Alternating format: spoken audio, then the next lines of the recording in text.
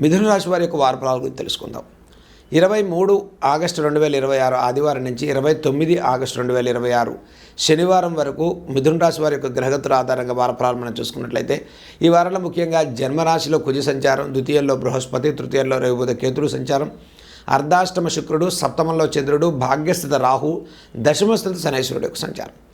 ఇంకా మిథున రాశి వారు ఆశించిన మేరకు అన్నింటా చాలా ప్రోత్సాహకరమైన ఫలితాలు సాధించుకుంటున్నారు.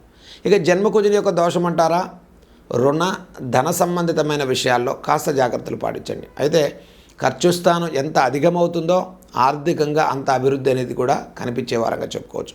అంటే ఎంత ఎక్కువగా లాస్ ఆఫ్ పేమెంట్ అవుతుంది, ఫైనాన్షియల్గా గ్రోత్ కూడా అలా పెరిగేటువంటి వారంగా చెప్పుకోవచ్చు. కాబట్టి మనకు ఖర్చుతో పాటు అభివృద్ధిని కూడా ఇచ్చేటువంటి వారంగా చెప్పుకోవచ్చు.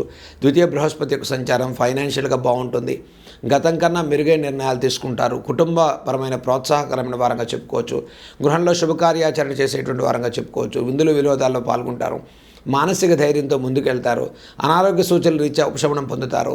ఆర్థికపరమైన భరోసా పెరుగుతుంది. విద్యార్థుల్లో ప్రోత్సాహకరమైనటువంటి ఫలితాలు సాధించుకుంటారు. విదేశీ ఉద్యోగాలు, విదేశీ ప్రయత్నాలకు మీకు కొన్ని రకాల సానుకూలమైన మార్పులు గోచరించే వారంగా చెప్పుకోవచ్చు.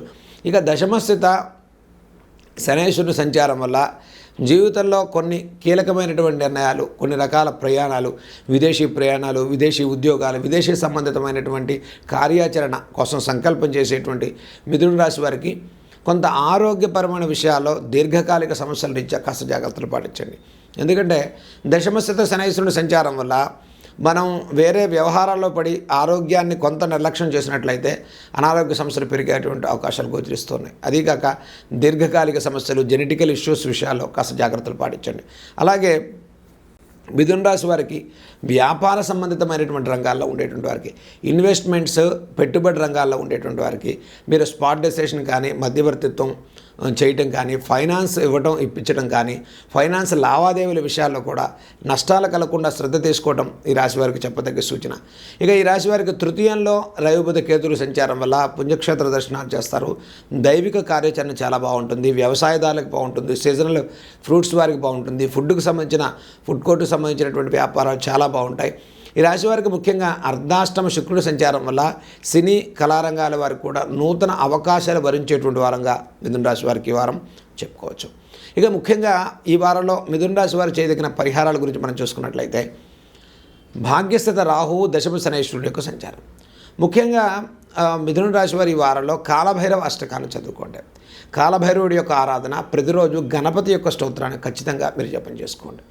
గణపతి యొక్క నామాన్ని మీరు జపం చేసుకోండి. ఓం గం గణపతయే నమః అనేటువంటి నామాన్ని మీరు చక్కగా జపం చేసుకుంటే ప్రాతకాలం నుంచి రాత్రి వరకు అన్నింటా చక్కటి విజయాలతో ముందుకెళ్ళి విజయ పరంపరలో అన్ని రకాల అవకాశాలు మీకు దక్కేటువంటి వారుగా చెప్పుకోవచ్చు. అలాగే నూతన ఉద్యోగ ప్రయత్నాలు చేసుకునేటువంటి వారికి కూడా ఈ గణపతి మంత్రంతో మీకు సిద్ధి పొంది శీఘ్రమైన విజయాలు చేకూరేటువంటి వారంగా మిథున రాశి వారికి కూడా చెప్పుకోవచ్చు.